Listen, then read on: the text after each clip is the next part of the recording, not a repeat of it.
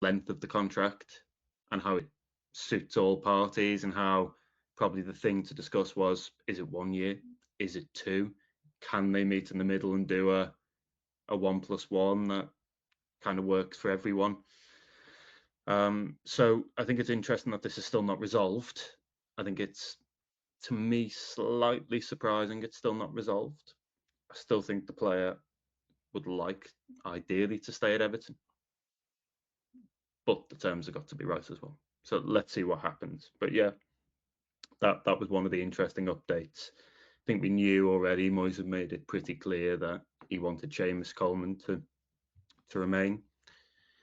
And then the situations with Michael Keane and Dominic Calvert-Lewin. I think within my transfer piece, I kind of made the point that that was the most likely direction of travel with Calvert-Lewin, and that actually, if they were signing a new striker, unless a ridiculous offer comes in for Beto, it's more likely to be to work alongside Beto and compete with Beto for a starting place. So that's been the direction of travel for a while. I don't see loads new in there.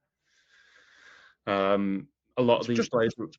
So I was just going to say, Dom, it's weird, isn't it? Because I think like when I was away and you and Alan did the podcast, it was about those quotes from him, wasn't it? Sort of, I think it was to BBC Sports, and he was sort of hitting towards staying, and like it looked like, Well, being open to staying for sure. Yeah, there's a lot of talk about, the merits of keeping him and whether we could like sort of accommodate him, Delap, and Beto, and yeah, it just seems to have gone very, very quiet again, doesn't it? Since then, and like just it's gradually gone from that point onwards. I'd say from everyone thinking, oh, he might stay, to he's definitely going to go.